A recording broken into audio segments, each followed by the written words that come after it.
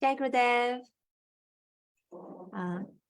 很高兴今天又跟大家相聚在线上呢。今天我们的时间很特别，是周五，也是因为我们的特邀嘉宾呢，他的这个时间比较特别一点，所以我们非常感谢大家的灵活，能调到周五和我们一起在线参与我们的欧丽拉。那今天我们非常有幸邀请到的是 Mayuran， 那他是我相信很多人对他都并不陌生。至少我们大概很多人都听过他的讲座，他是 Bhakti Marga 学院的这个主力讲师之一。那相信大家对他的风格也是颇印象深刻。那今天呢，我们非常难得有机会就邀请他跟我们分享他个人的故事，而且当然了，我们不会放过他作为知识教师的这样一个绝佳的机会，去提出我们对于我们的这条道路或者对于我们的 Sampradaya 的一些问题。那也欢迎大家积极准备。到时候我们在开放提问环节的时候呢，就请大家可以把你们的问题放在对话框里面，然后我可以读给他听。好，非常感谢。So Mayuran, welcome again. So you are still muted.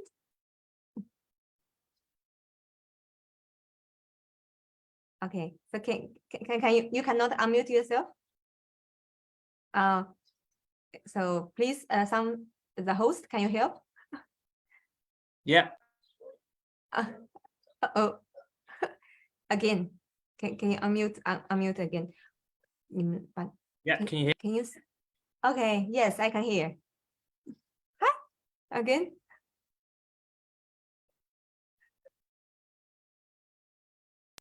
Maybe can you set Mayuran as a co-host, please?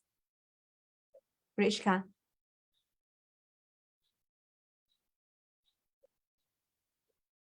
Okay. Okay, great. Yeah. Great. So welcome. Thank you Thank very you much. very We much know for that having me. you are super busy. Okay, but as you can see, this Olila is kind of a Chinese version of experience with master. And you as a guest, Guruji, especially told us we have to invite you. Right. So today we have 2 hours with you, and we really appreciate that. So at the beginning, I just shortly introduce you a little bit. Then we start to go through the questions that we prepared. Then later, we hope we still have time to open to everybody. Now you can see that we have like more than 70 people are already online with us. And it's also broadcasting on Facebook. So we hope that at the end, we still get some time to let everybody ask about their questions. Yeah, great. I'll be happy to answer whatever I can. Yeah. Okay. So like I said before, Mayuran is like the key teacher in Bhakti Marga Academy. And also he's the author of the Hypocrites Within. And I think many of us have read that book. It was really amazing book. And it's still on our translation list. We hope that we'll get to translate into Chinese so more people can read about it. So we know a lot about your style or about your lectures, but actually, personally speaking, we don't know that much about your personal experience. So we really appreciate today that we have the chance to know about you. Right. I mean, where do you want me to start? From the beginning? So how about you start with like, how do you get to know Guruji? Yeah, so I was born into Sri Lankan Tamil family, and yeah, I grew up in the Satya Sai organization. So my parents were Satya Sai devotees. And when I was growing up, that's where I learned about, general spirituality, music, kirtan, philosophy, a little bit. So I grew up from 7 years old. I used to go to India a lot and see Satya Sai Baba in the ashram, back and forth. There was one time in 1994, officially, I met Guruji in 2005, officially. But actually, I met Guruji without knowing it in 1994, because I went to do this kind of play, this dance program from the UK to India, and we were performing in India. And during that time, Guruji told me a long time afterwards that he was actually there in the crowd. He was there watching me, watching my brother, watching, Bhavani and Subha were two other people there. He was there in the crowd. He was about maybe 16 years old, something like that, 16, 17. We were like 12 years old, 13 years old. And he was there watching in the crowd. We had no idea he was watching us, but he was there. So my first meeting with Guruji was back in 1994, and I had no idea. So when the master comes in our life, where he is, his presence is sometimes very unknown to us. And it took another, 10 years. How's it? 6, 5, 10 years, 11 years before I actually began to see him as my master. But during this time with going to India, traveling around ashrams and so on, I always used to say to my brother, when we were sitting in the ashram, this is not it. Everything we're doing now, this isn't it. This can't be it. That's what I used to say. This cannot be it. Because for everybody else was telling us, we are the most fortunate ones to be in this situation, to travel to India, to have a path and so on. And that's true. That's very true. We were very fortunate. But I used to say, there's much more to come. I said, the real reason, I used to say to my brother, I don't understand it, but there's a whole nother level that needs to come. This was such a strong feeling in my heart. And it got to a point where I hit a dead end, where this feeling became so strong that I felt like I was running into a brick wall going to India, traveling to India, going back and forth. And as this kept happening, this feeling almost got me to a point where I started not even to believe in God anymore. Because this, when the feeling becomes so strong and reality is not responding to the feeling, you even just feel like throwing everything out the window. And so this is what was happening to a point. I had rings like that were given to me. I had so many like chains, experiences, and it got to a point in 2005 that I actually took one of these rings off. I was so frustrated. I'm not proud of this, but I threw it against the wall. I was so frustrated. I thought, God has given up and God never doesn't exist. This whole spiritual path is just a kind of entertainment which doesn't go anywhere. All these kind of very strong ideas started to come around. And then it reached a point, I went to a fair in the field, and there was this tarot card reader. These cards tell your future. Yes, tarot card. Yeah. Yes. Yeah, tarot cards. For the future. For the future. I never believed in it. I still don't believe in it in many ways. But one time I was with a friend and I thought this person was charging £5. Let me see what my future is. Because when you don't believe in God, you become skeptical of everything. So the lady had the cards, she shuffled the cards, and then she just said, "Oh, big change is going to come in your life. Big change is going to come." And I thought, they say these things all the time, right? They want more money, whatever. So then she said, then she pulled out another card, which is like a wizard card. It had like a wizard on it, I remember. And then she said, big change is going to come in your life. And it's going to come through a mentor or a spiritual person's going to come in your life and change everything forever. And I was just like, yeah, okay. Again, rubbish. I took it. I didn't think much of it. Then a few days later, a friend of mine who I hadn't spoken to in about 2 years came up to me and told me about this amazing spiritual master. He lives in Germany. He told me about miracles. He told me how he had transformed his life. he looked completely different. He had a whole different perspective. I could barely recognize him from the person he was before. And I got worried for this person because I'm an atheist. I don't believe in gurus anymore. I don't believe in God. And I'm frustrated. And so I wanted to go and see if he was all right, whether this was, real, whether there was something, wrong going on. So I said, okay, let's fine. I want to come to Germany with you, and I want to see firsthand and analyze firsthand what on earth is going on with this spiritual master. So I went there, and there also happened to be a girl who I didn't really know that well. I'd seen before.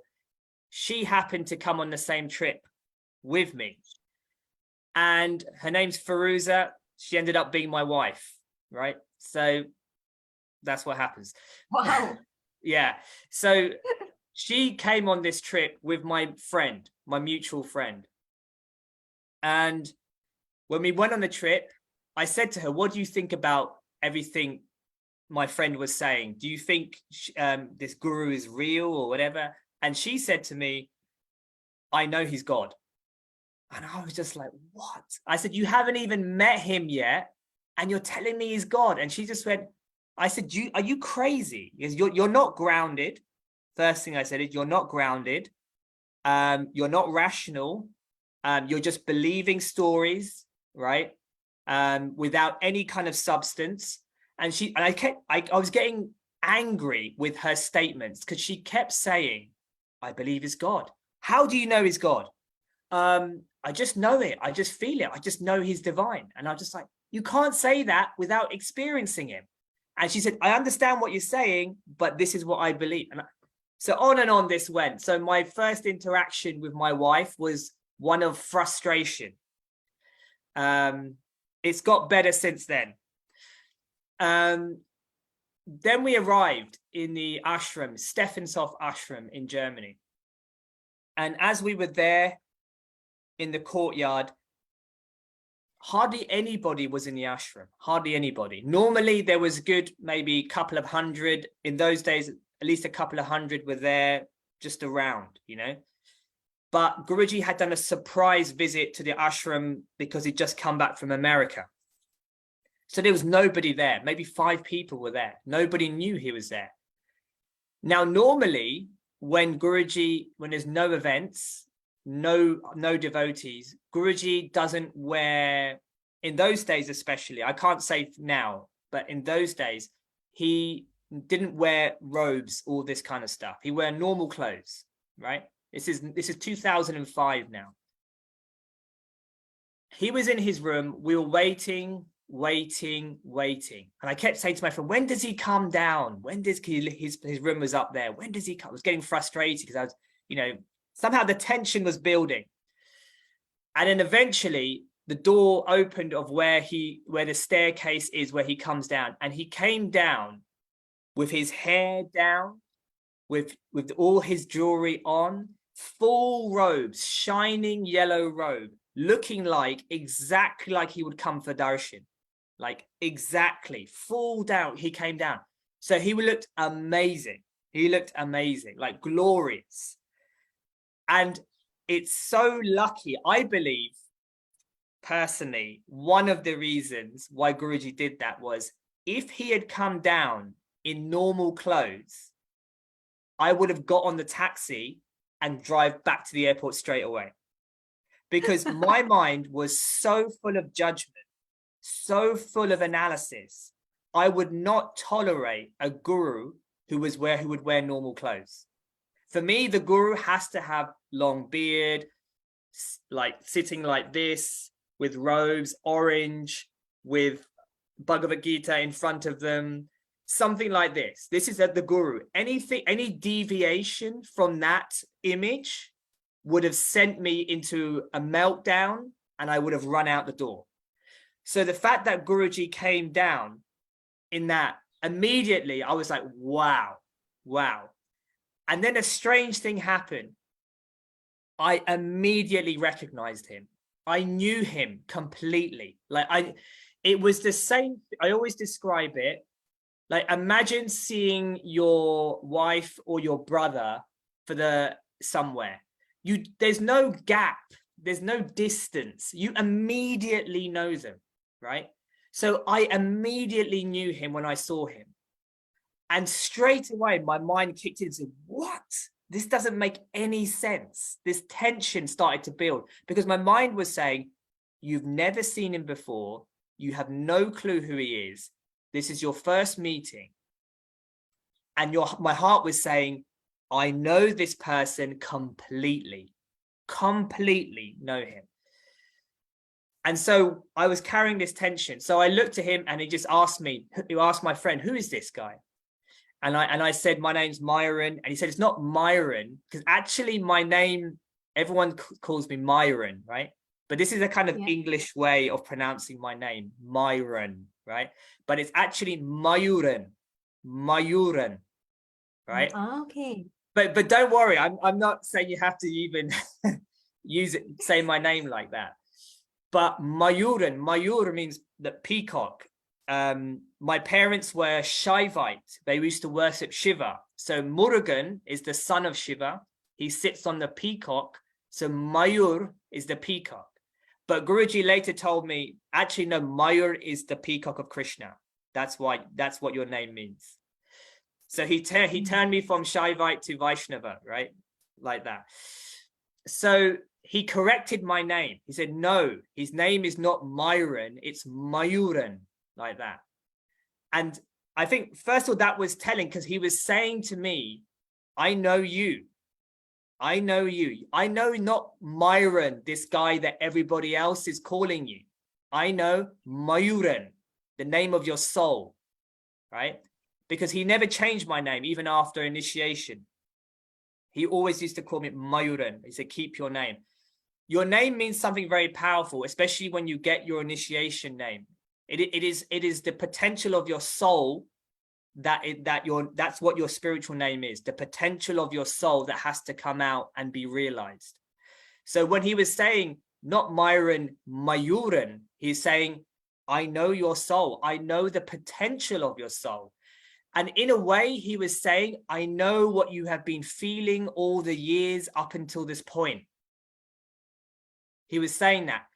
He was saying that the feelings you've been having in India, that certainty that another phase it must happen, that you used to talk about with your brother, that frustration of when you threw your ring against the wall, that frustration, that potential, that reality, I know about that.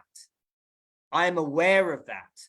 Your name is Mayuran, not Mayuran. I know you through and through, and that potential is down to me, is my property. Yeah, that everything is such a small thing the Guruji did, but in saying that small thing, he opened up a whole new level that I began to realize as time went on. At the moment, I didn't realize that at all, because my mind is very strong, right? And my mind was trying to say to the feeling I had inside, calm down, push that down. So I went into analytical mode. I started looking at him, the way he walked, the way he talked. Is this befitting a guru? Is this how a guru should act, right? These are the questions I was constantly analyzing whenever I watched him. Then I caught him later on after that initial meeting. He walked away. I managed to catch him again. And I said to him, oh, in those days it was Swami. We used to say Swami, not Guruji, right? So I said, Swami, you travel a lot, don't you? And he said, yes, I travel a lot. And he looked up and said, but this world is too small for me. This world is too small for me. Then I said, okay, I don't know what that means. I don't like small talk. I'm one of these people, especially in those days, very arrogant. I didn't engage in small talk, right? You know, small talk, what I mean by that, yeah? How are you? How is the weather? You know, all these kind of things. What's So your I went favorite straight, color? yes, yeah, yeah. So I went straight to the question. I just said to him, are you an avatar? Straight away, I asked him, are you avatar? He said, yes. And he said, so are you, you're avatar as well. Like that. So he's playing games, right? Then I said to him, but are you a Purna avatar? Purna avatar, right? The fullness, the full avatar. And then he said to me, even a beggar on the street is a Purna avatar. So I was like, that's like, he wouldn't let me get in there and ask questions like this. He kept, then he walked away. So again, frustration started to build inside of me. Then a few hours later on, he called me in for an interview. And again, the questions started coming. I started asking him about nature of the soul, many, many things. What is my purpose? All these kind of things. And he never gave me straight answers. Like those answers I just said, he kept giving me strange answers.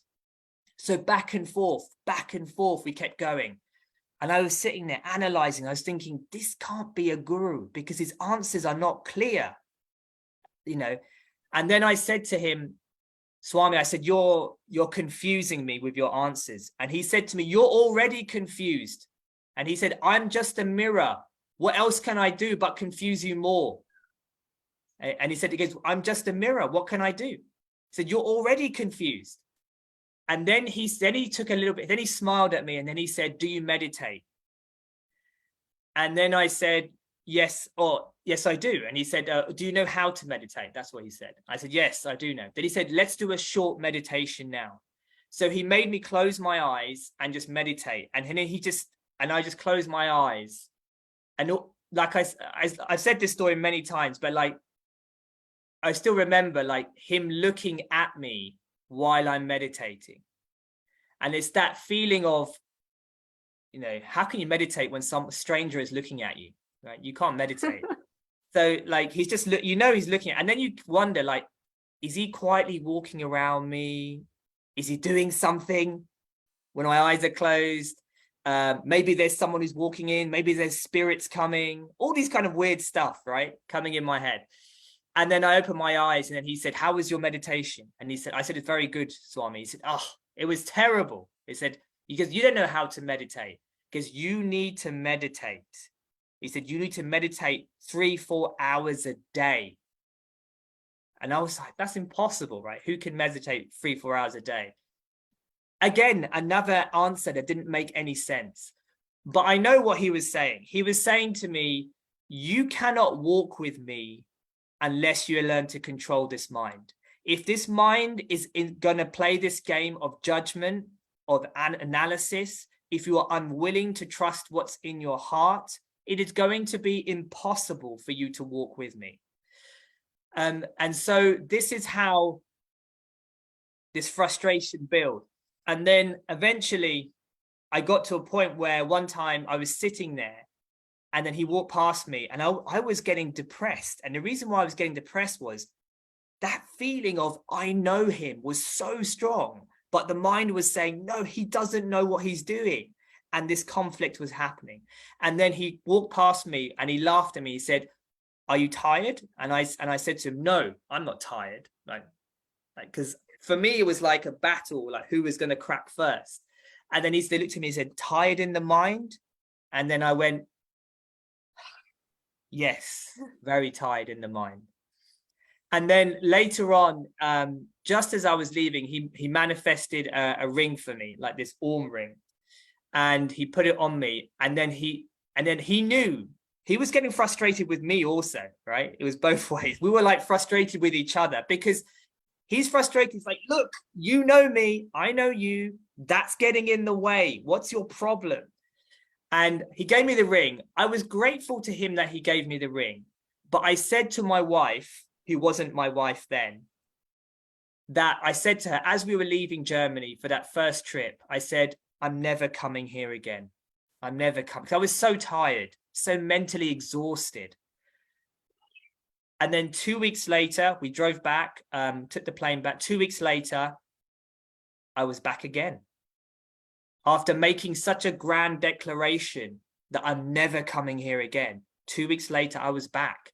And the reason is that heart was getting stronger. I knew I belonged to him. I felt the closeness of him at home.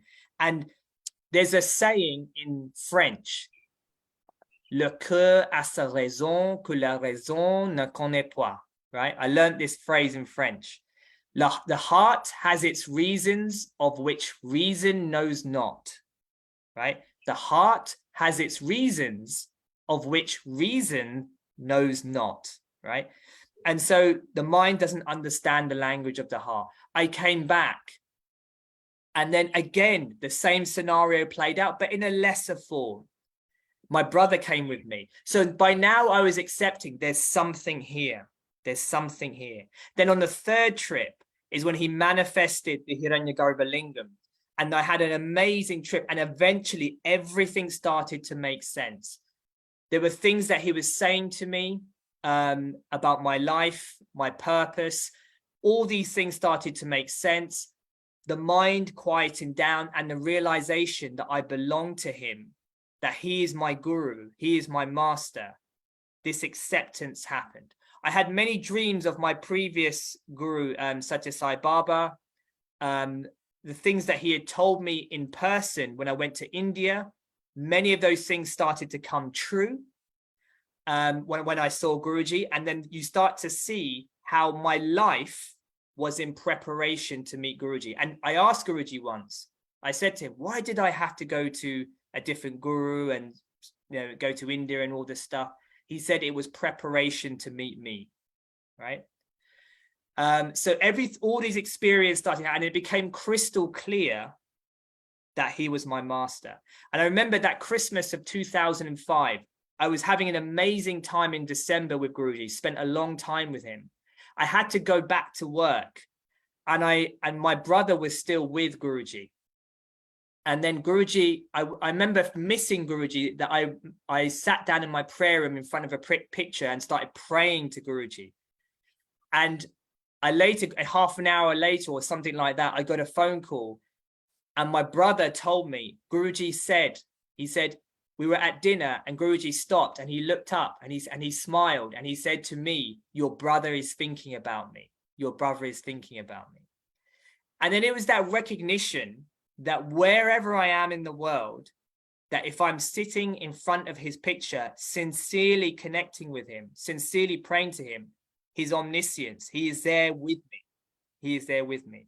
That was just some of the build-up of my initial kind of experience of how I met Guruji.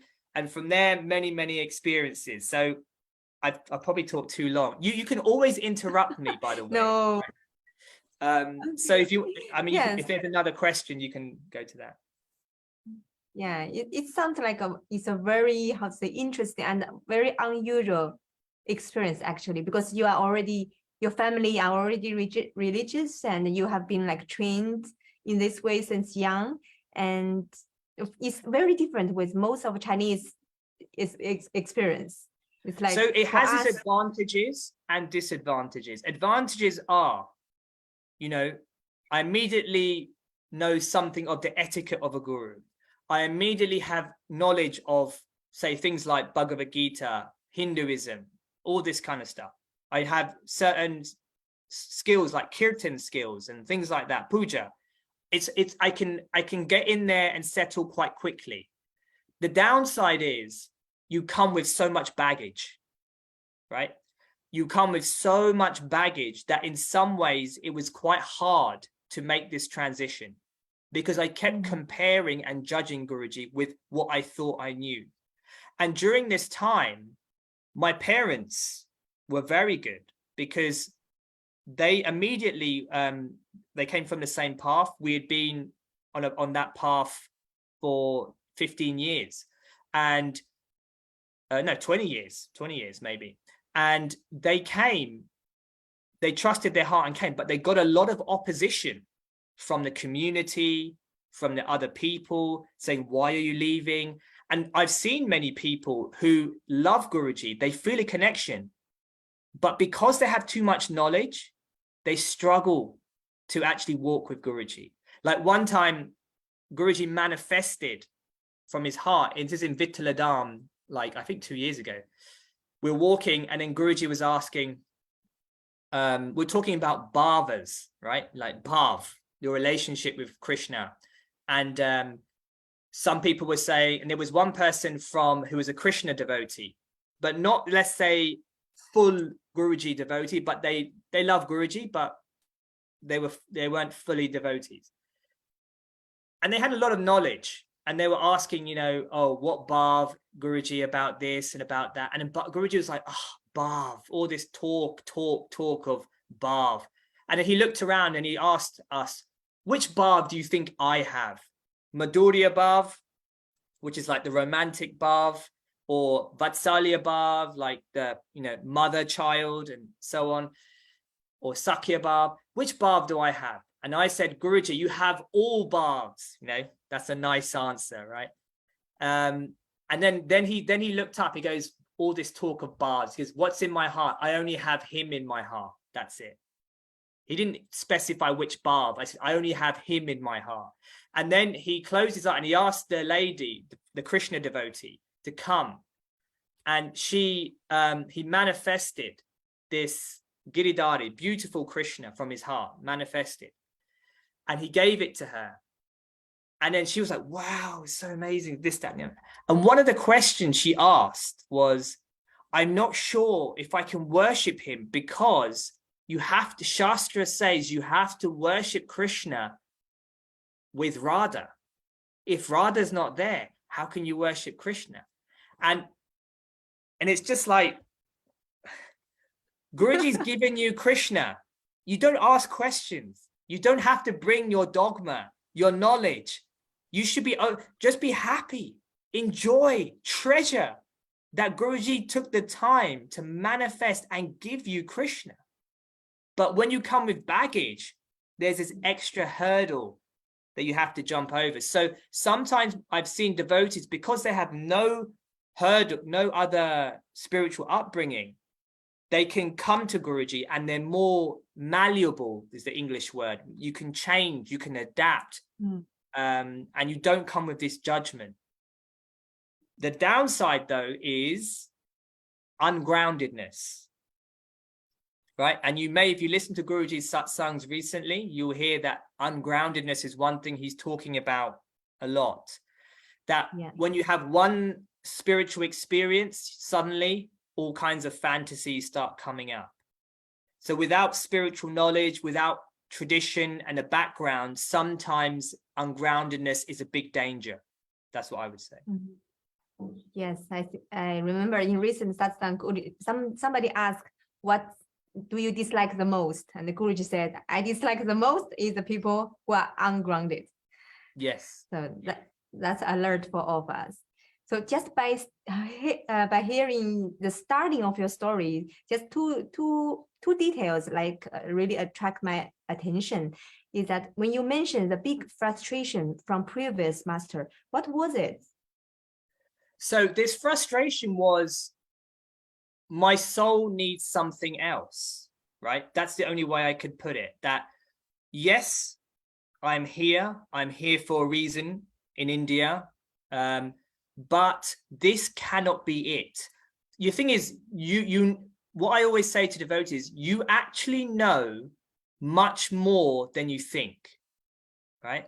And the more you are, more spiritual conscious you become, the more you are aware of that. There is a whole, in a way, you know everything already. I even believe that. Deep inside each of you, you know everything already about your path. Your soul knows everything. And there was, when I hit a brick wall in India, that soul's frustration was saying, I need to go back home, is the only way I could describe it.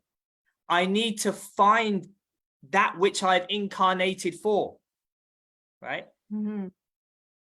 That's the kind of feeling that you get. And that's why my mind, which doesn't know anything, interprets that as something else needs to happen. Something more needs to happen. This cannot be it. I didn't know where or how it was going to manifest. I had no clue about that, but I just knew something else needs to happen. My soul is aching for an expansion, for a whole new reality. Where is that coming from? That's what it was. Okay, so because I remember I heard some of your sharing before. You talk about like the relationship with the master. Like before, the master was so far away in the stage, and you just be in the crowd. It's one of the many people, many devotees.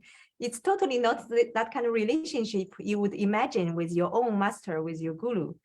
So I was wondering, was it about the intimacy with master? I think that is part of it.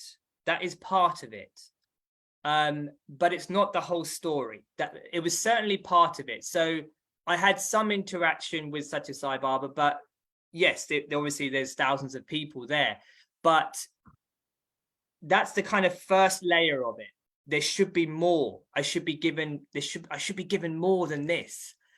But it was a whole new, on a deeper level, it was much, much more than that. It was, I need to get home. I need to get home. And that's why when I met Guruji for the first time, it was, like I said, immediate recognition. Like I've never had that. Yeah, immediately. Like it was just such a weird feeling, such a weird sensation to see someone you've never seen before and just know them completely. It's just, you can't explain it. It's shocking, actually. It's quite shocking. Yeah, so that's also linked with my second question. When you said when Guruji met you and he corrected how to pronounce your name, and you mentioned about the full potentiality of this name, and he knows about your frustration back and forth in Indian. He said that in front of your face for the first time, or you understand it later. Like he indeed said these things to you, or he just mentioned about the pronunciation of your name, and all the other experience it's like happened afterwards. So that happened afterwards, right? So the only thing he said was, but with Guruji, it's not just what he says, it's the way he says it, right? So when he said your name's not Mayuran, it's Mayuran, he was almost stamping his authority over the situation, right? Okay. That's the way I would put it. And it's like, who is he to correct my name, right? He's a stranger, right? If you tell me your name, or I meet one of the devotees here and they say my name is this, and I say actually it's not that. You can argue that it's he knows the Sanskrit and so on, but it wasn't just that, right? It was the way he was saying, no, your name is Mayuran, right? It's not Mayuran, it's Mayuran, like that. And that it was the way he was saying, I know you, that soul is mine, right? And from now on, understand that. Clear. Okay. And you mentioned that when Guruji manifest the Hiranyagarbha Linga, you was there? Yes. So this was the first time in November 2005, and there was no warning, nothing. I mean, we were there, and then suddenly the temple in Stephensoft, Guruji comes in and he tells everyone to start singing bhajans. But then he goes into a private room and he actually calls my wife's grandmother. So we were not married then, but like my wife's grandmother came for the trip with us, and he specifically called her in. He made her sit in front of him, and then he manifested the golden lingam. And then once he manifested it, he came out the room and he came to me and he said, look, he put it right in front of my face, like there, like there it is. And he said, and he was shaking. Guruji was like almost shaking. It was a massive lingam. It was pure, like pristine, like gold, like pristine gold, no fault, no scratch, nothing, pristine, like so smooth and perfect. And he said, look, but don't touch it like that. And then he showed me afterwards, he said he broke a tooth, actually, Guruji. He showed, and I'm a dentist, so he said to me, he said, look, and he showed me his tooth. As it came out, it was so big, obviously it's gold, or I don't know what kind of material it is, but it broke his tooth, and he showed me, and then he made everyone meditate on it, talked about how it's the whole universe, all of creation, and then later on he took it back, and I remember he phoned his cousin Ravi and said, you must come now, you must come and take darshan of this lingam. And so it was a special moment. It was I don't know the mystical significance of it, so please don't ask me that, but it was definitely a special moment, and Guruji was definitely in a different, how can I say, a different mood after he manifested that lingam. Yeah. And I guess that was the only time Guruji manifested a golden lingam. No, so he's brought it a few times afterwards. Like another time in Mauritius, I was there. This is the second, I believe it's the second time he manifested it in 2006. And I was there, but I was singing bhajans, right? So, and I couldn't leave. And then he walked away, and I heard him say something to someone about Hiranyagarbha. And I thought, oh, I wonder if it's coming. And then he went up to his room. There were a few devotees around him. As he was I saw the video afterwards, and strangely, this video has vanished. It got mistakenly wiped. But this video, I saw it before it got wiped. Guruji was manifesting vibhuti everywhere. His whole body was manifesting vibhuti, right? And it was pouring out of his whole skin and everything else. And ash was coming out, and you could see. And that's as the lingam was coming, vibhuti started pouring out of his skin, and then the lingam came out at the same time. And afterwards, when the lingam came out, he just raised his eyebrows like that, and all the vibhuti fell off his forehead, and more started coming like this. So it was another amazing time. And afterwards, when he came, he showed me the lingam again. So he didn't want me to see the actual delivery, but he kept showing me afterwards, like almost teasing me somehow. But yeah, so and since then, a few more times he's manifested the lingam. Wow. So I guess because we are the second question we prepared, it was like, how do you know he is your master? But you already kind of answered that question, and like it's almost immediately. Yeah, and I would say this, I've said this in satsangs before, we need to get to a stage where we do not have a reason why he's our master. Right? It's very important. If you can find a reason why he's your master, at some point that reason will get challenged and be called into question. And then if you have nothing else other than that reason, nothing deeper other than that reason, then who knows what's going to happen after that, right? Guruji is one who will challenge all your narratives. Narratives means stories, ideas in your head, right? If you have a reason, Guruji is God because of this experience, or somebody told me this, and therefore I trust this, and therefore he must be God. Any kind of thing like that eventually will get called into question. Krishna says, Bhagavad Gita, 1866, the famous verse, Sarva Dharman Parijajya, abandon all dharmas, abandon all narratives, abandon all ideas, abandon all reasons, right? All reasons why he's God, why he's your guru.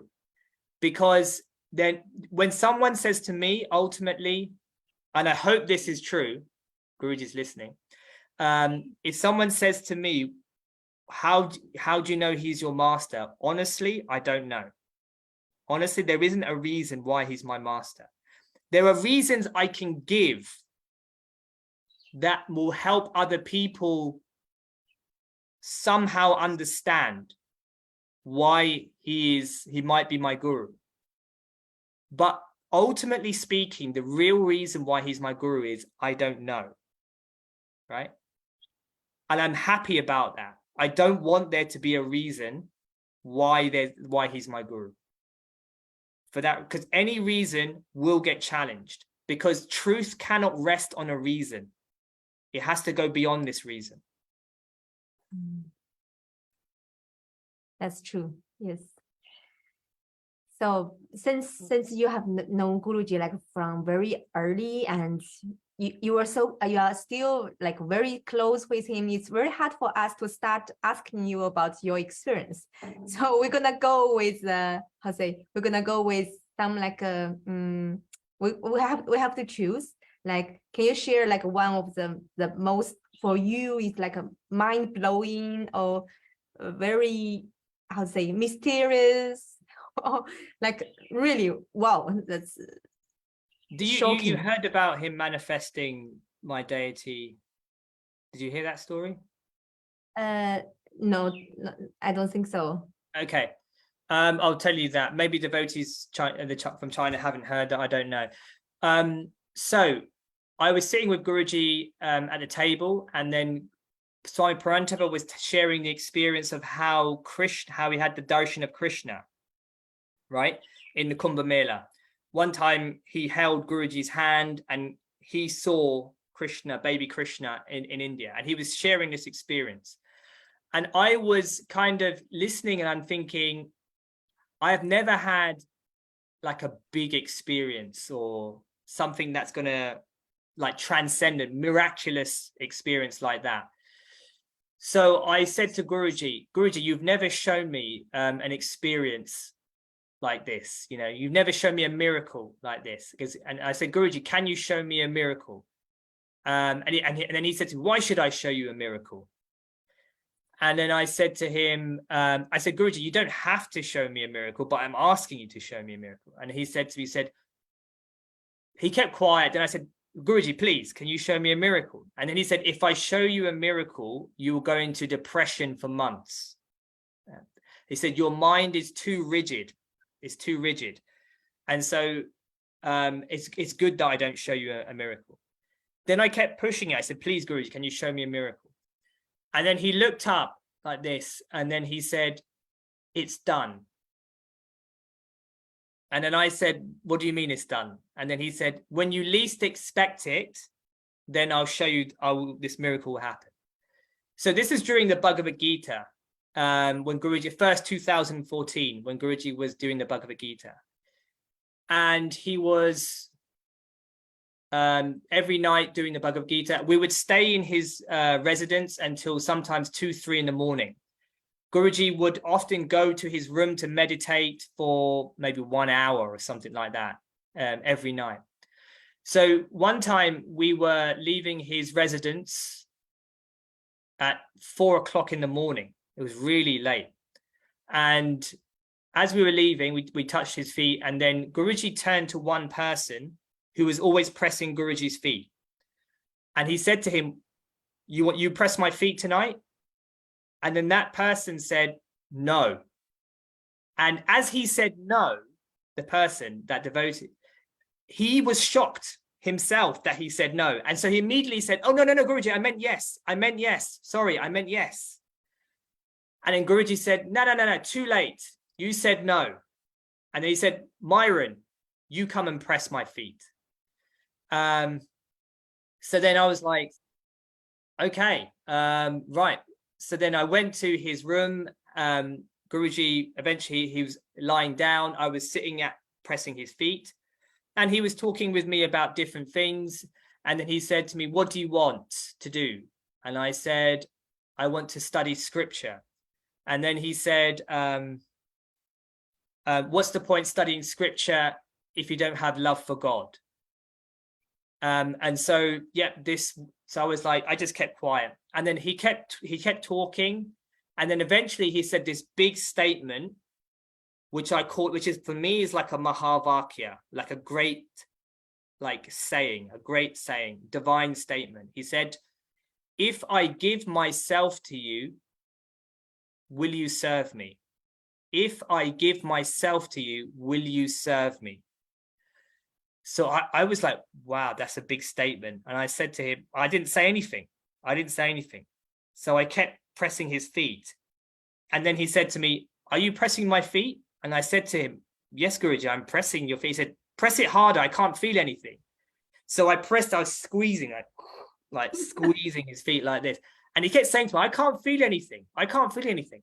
And it's almost like his body was getting harder, right? And I was digging my nails in, but he couldn't feel anything. So then I heard him straining, like making some straining noises, like this. And so I could see like something wasn't right. Then suddenly he shouted at me, he said, "Come, take it, take it." And I jumped up. And as I jumped up from his chest, he lifted out this deity. He gave it to me, put it in my hand, and then he collapsed on the bed. He was breathing heavily, like really breathing heavily, to the point I thought he was having a heart attack. Like it was like really, really strong. And he was like struggling for breath. I was holding whatever he gave me, because I didn't even look at it, because I was just too much in shock. And then I was scared, because I thought I had to run and get help, to someone to help resuscitate Guruji. I thought there was something serious going on. Then eventually he recovered, and he said, "Put your hand on my chest." And he said, "Feel my heart." And his heart was like almost bursting out of his chest. And then he said to me, he gave me a mantra, and he said to me, "Worship this deity." He said, "Worship him every day. Worship him every day." And he emphatically said that to me. And then that I was so shocked. And my immediate thought was, people asked me, like, were you happy with this? Were you excited? Not excited at all, not happy at all. I was terrified.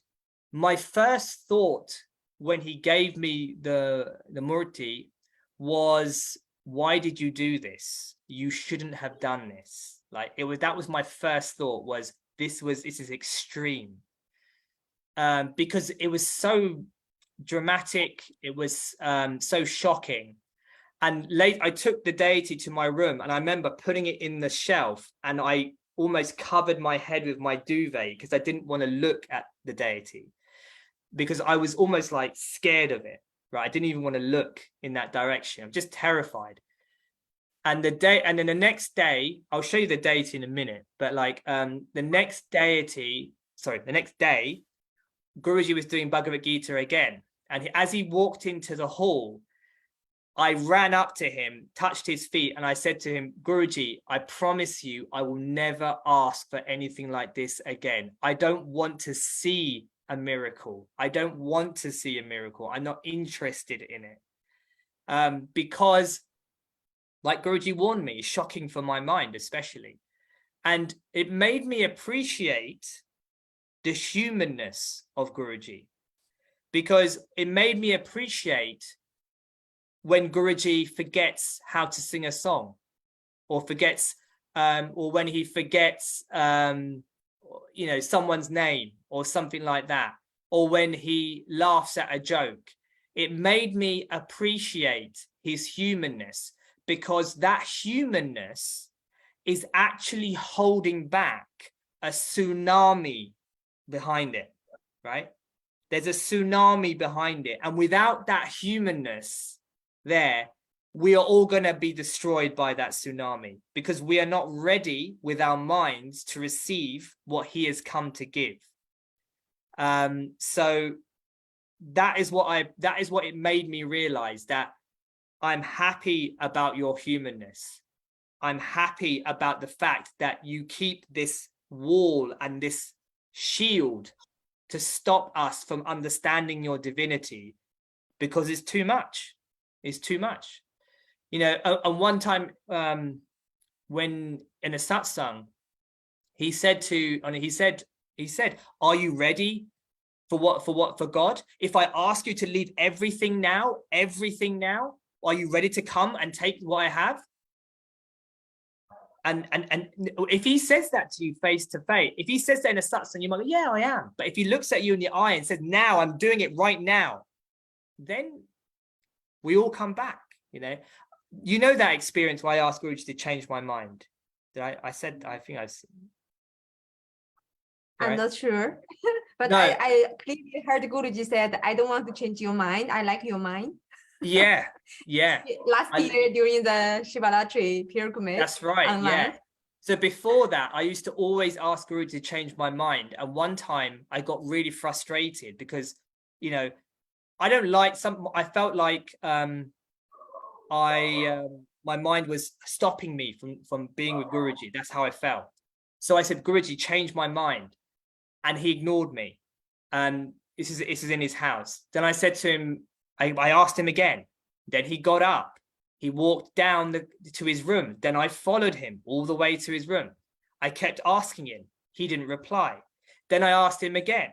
Then he said to me, look at my deities. He's trying to distract me from this, right? Because he doesn't want me to keep asking me. And I said to him, yes, Guruji, nice deities. Will you change my mind? Then he said to me, oh, look at my robe. Don't you think my robe is very nice? And I said to him, yes, Guruji, nice robe. Will you change my mind? And then I asked him again, and then he said to me, you're really frustrating me. And then he called me in the room, and then then I kept asking him, and he shut the door. He said, are you ready for me to change your mind? It goes, and then I was sitting down, and he said, I will change your mind right now. And then he put his hand right over my head. And in that moment, he looked at me, and he could see the fear in my eyes. He could see the fear in my eyes, that because I knew he could do it, right? When he approached me with that kind of, when his mood changed and he approached me with that absolute clarity, I'm going to change your mind like that. Then it suddenly, the reality hit me. He can actually do this. He can actually do this. And he is going to do it right now. And when he does this, it will be, like I said, a tsunami that obliterates everything. And the question is, then I realized I don't actually want that. I realized the hypocrisy of what I was asking for, that I am not ready to receive what he has come to give. And this was a very grounding statement, grounding experience for me. Because Guruji said to me, he said, I don't give 50% realization. I give full or nothing, right? You can't bargain with God and say, I'll do 50% now, 25% in 10 years, like some kind of mortgage house deal or something like that. You can't do that with Guruji. It's all or nothing. And so that's what I realized. I'll just show you now the deity here. This is the deity he manifested. You can see this is Padmanabha Swami. This is Narayana lying down here. Wow. And this is Mahalakshmi, 4 hands. So Narayana, he has 2 hands. Then you have Brahma. So Brahma's coming from his navel, and then all of this is Adishesh. So all of this came out from his chest. All of this came out. So you can including Adishesh. Including Adishesh, yeah. Wow, that's a huge, it's deity. huge. No wonder Guruji collapsed. Yeah, it was huge. It was absolutely huge. And the parts, and the other thing about him is you can take Narayana out, you can take Brahma out, you can take Lakshmi out. So it's actually 4 murtis: Adishesh, Narayana, Lakshmi, and Brahma. So it's actually 4 murtis in one. And so when I do Abhishek together, and then I take them out, dry them individually, put them separately, and then dress them individually, then put them all back on Adishesh, and then finish the puja like that. So it's actually 4 deities in one deity, and it's it's like this big here is what you're looking at. Wow. So yeah. Thank you so much for the darshan. Yeah. So when Guruji, this is the thing, this is our Siddhanta is of Haribhakti Sampradaya, that Guruji and the Supreme Lord are one and the same. So when he said that statement, if I give myself to you, will you serve me? He gave me himself in the form of Padmanabha Swami. right? In the form of the Supreme Lord. So Guruji rarely talks directly and says things directly, but here and there, occasionally he does, and you have to read between the lines. If I give myself to you, will you serve me? And then he gives me Narayana. So you have to, it's not that hard to work out what he's saying. Yes, indeed.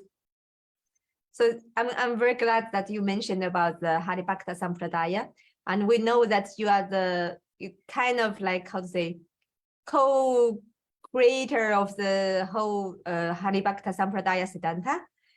And could you share us with some like a background story about this new Sampradaya, like? Yeah, I mean, so it's not just me, it's Swami Revati Kantananda, even Sham and Swami Akash as well. So there's a few of us behind it, but like, so Guruji, from the very beginning, Guruji has been teaching devotees in a general way. In 2005, his emphasis was very different to his emphasis now. And like he said, I was marinating. You know what marinating means? Like cooking, like preparing devotees, preparing the mission, the path, and so on. And so you see Guruji's emphasis in teachings have developed. So before, it was just a very generic message about love, and no kind of strict tradition or rules or anything like that. It was simply about being with him, having experiences with him, and connecting with him, just being free to connect with him, right? That's what it was like.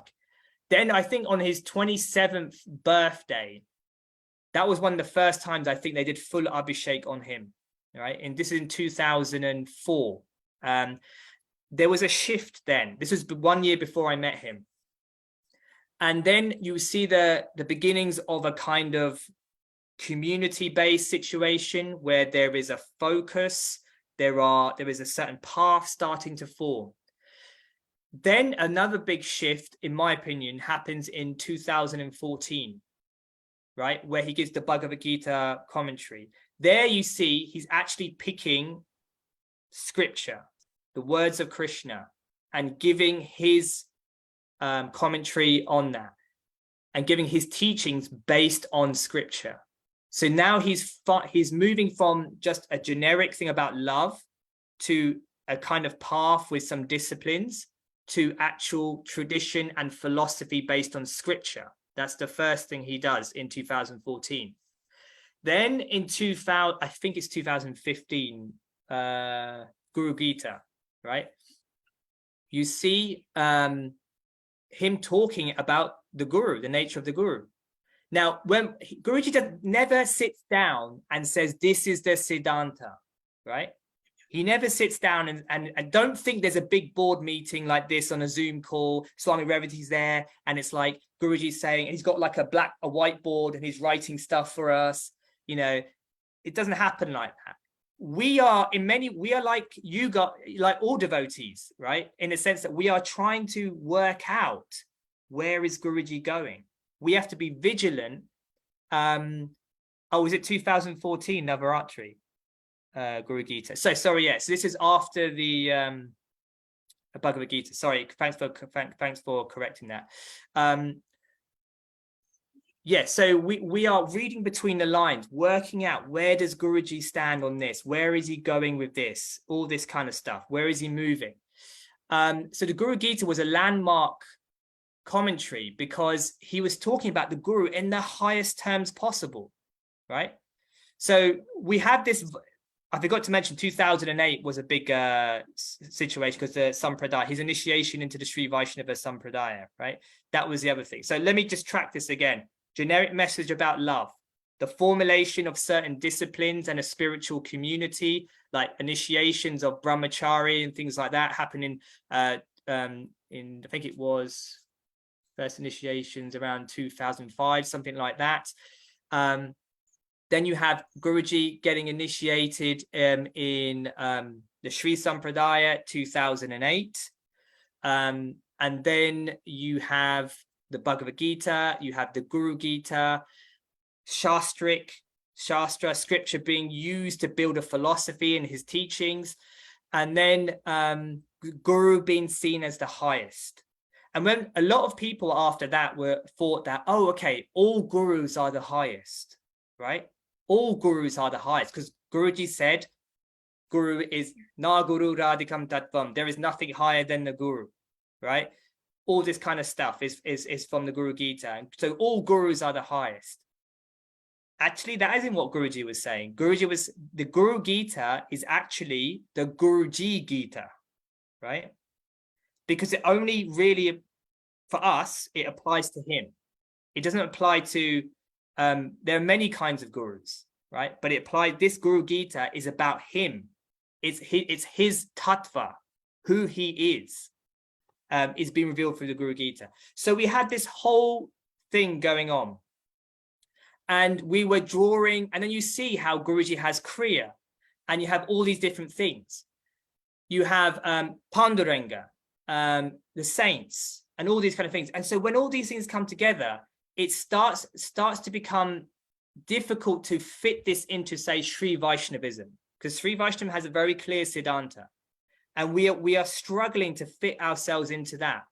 And Guruji, once we reach a certain point, he comes and says to Swami Revati that we need to make our own sampradaya. It's time to you guys to come together and put together a clear philosophy and the beginnings and the foundations of what we are really about. Because Guruji is growing, he is developing, as the devotees are developing with him. And so we can no longer fit into any kind of specific pathway that has already been set. Guruji is breaking free of all the ropes, the chains of other traditions. And now we are established in our own tradition, unique and authentic.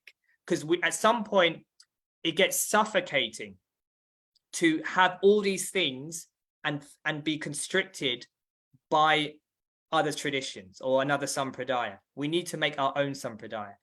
So this is when myself, Swami Revati, and Swami Akash and Sham got together, and we were having regular meetings, and then we put together just a very small document. More needs to be done on this. And the reason why I think we're hesitant is because we don't know where Guruji is going to go next, right? Guruji's always on the move. He's dynamic. And we are constantly playing catch up with where Guruji is going. And so it's difficult to put something set in stone at this point. We could, but we're also hesitant to watch as well. So then we put this document together and we went for walks with Guruji, Swami Revati and myself. And this is where we kind of asked him specific questions. And from there, Guruji gave the name before Hari Bhakta Sampradaya, and then he allowed us to announce it in the Just Love Festival. Was it last year? I can't remember. Last year. I'm useless with the years and the timeline. I should know this, but I get a bit mixed up sometimes. Yeah, but that's how it formulates basically. Okay. So yeah, we all heard about the famous talk, like you and Swami Revati went for a walk with Guruji, and I think you kind of tell us that he starts to describe his spiritual body, or how do we call it? Spiritual body. I'm trying to like think. In Vaikuntha, or cosmetic body. I think it was in the Siddhanta Explained, the lecture you given. You mentioned that when you, like, our authority is Guruji. When we ask something, he just lean like against. Right. No, that wasn't on that walk. That's why I'm getting confused. Yeah. So that was another time. And so he was basically, we were arguing about, do you have a spiritual body? So there's a philosophical discussion. Myself and Swami Revati were not debating amongst ourselves, but we were looking at a debate that someone else was having. And that debate was about, is this spiritual body yours, or is it something that you acquire, right? So is it actually yours, or is it something that is given to you? And so different people were arguing based on the scriptures. So then we were discussing, then Guruji comes in and says, what are you guys discussing? We tell him, and then he says, oh guys, you guys are always discussing these things, it's so boring and stuff. It's that kind of stuff. He wasn't in the mood. When sometimes Guruji's in the mood and he can talk for hours about philosophy. Other times he's just not interested. It's like the worst thing you could do is bring up a philosophical question. So you need to read Guruji's mood. So in this situation, he was not interested in discussing philosophy. So, and then we just asked him, we said, Guruji, so what is it? Is it this or is it that? Do we get the body or is it given to us? And then Guruji, he doesn't look at the scriptures. That's what my point was. He doesn't look to the Bhagavatam or these things. He just closes his eyes. And then he started to tell us how we are the seed within the spiritual body and of the cosmic body of the Lord, and how that spiritual body is innately there but flourishes over time and opens up, right? That was what he was describing. So he was in a way reconciling. So you know what reconciling means? Like the remembering? No, reconciling means making right the difference in the opinion of the Shastra. So there's these statements from the Upanishads and the different scriptures, and these two acharyas were arguing, and Guruji's explanation of the spiritual body being innate but flourishing and opening up like a seed opens up into a tree. So just like the tree is already in the seed, right? Like that, your true spiritual form is present and it flowers and opens up. So like that, he was bringing together both opinions about their scriptural statements, but he did that because he just looked at it and saw it, not because he was reading some text in chapter this, verse that. He wasn't doing that. And that was my point, that the Siddhanta we're following is based on the delivery of Guruji's revelation.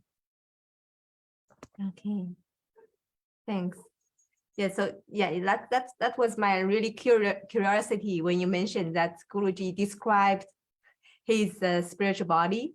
I was always like waiting for a moment to ask the question for you to share.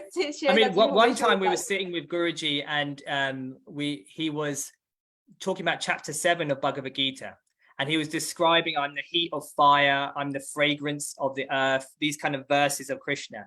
And as he began describing, his face started to change color. Like I'm dark, I'm similar color to Guruji, not too far off, and his face started to get quite dark, like he's getting really hot, really hot.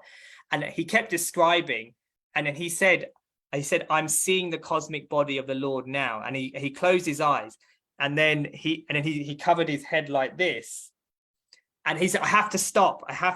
And he said he had to distract himself out of that mood, because he said that same thing that I described about the Hiranyagarbha lingam, when the Vibhuti was about to come out of his skin, he said it was about to happen again, just by describing and absorbing himself in the cosmic body on that darshan. That same thing was going to happen again. That's just one experience that just came to mind when we were talking about that. But it was really, he was almost panicking, because he was like, oh my God, the whole, like, my body's about to almost explode, this Vibhuti pouring out. And he was just saying, someone distract me from the chapter 7, take my mind off this. So it was a funny thing, but it just shows you that at an instant, Guruji can open up this whole cosmic realm. Like I said, the body, the personality is just like a thin, like tissue paper, like a thin veil that if he just drops it, the whole tsunami comes like that. And that's the thing My frustration, if I have a frustration with Guruji, it's this, right? It's that my heart is longing for him to drop the veil and the tsunami to come, but my mind is terrified of it and doesn't want it to happen. Okay? And so in some way, the same samskara, the same impression from when I first met him is still going on today. That samskara is still there. But yeah, like you said, Guruji said he doesn't want to change my mind. So I have to accept that as it is. Great. I guess before we go to the question and answer sections, there is maybe one last inspiration we would like to invite you to share. Is we know that you are in the Grihastha stage. It's not you. Also, you are involved in so many seva, and you were like constantly together with Guruji, but still you have your family, you have your business, and you have your two children to take care of. So it really gives three. Oh, sorry, I was not updated. You got to get updated. You got to get updated. Wow. Okay, so that you kind of for most of us, you are building a role model. It's like because you are not, how to say, fully like committed in this spiritual path. You still have your material role to fulfill in this world, and you have multiple roles to play. So can you just give us some inspiration, like how do you balance, or how do you view the priorities? Because for many of us, it's always a struggling. Like we always want to go a little bit more in the spiritual path, but we always feel the material world or the responsibility is a burden for us, or it's dragging us down. So this is the whole tension of Bhagavad Gita as well, right? Karma yoga, renunciation, and so on. Let me make some confessions first of all, right? I have a very good wife, so that's the first thing that if you sometimes if people have a partner who is very busy or sometimes not a devotee, and then it becomes a lot more difficult, right? And Guruji often says the same thing, right? So that's the first thing. So I'm very lucky Guruji has put all these things in place that allow me to serve as well. So what you described, it looks very impressive. It sounds very impressive, but Guruji has also orchestrated it. The second thing is this: there are hundreds of devotees who do so much work behind this, but nobody knows about it, right? Grihastas, I'm talking about, right? What you see about me, you see, because I'm talking and there's 100 people on this Zoom call, right? So you see what I do. You see my books that I do. You might see a lecture or a video. So a lot of what I do is seen by everybody. I would say there are many devotees where 99% of what they do is not seen by anyone.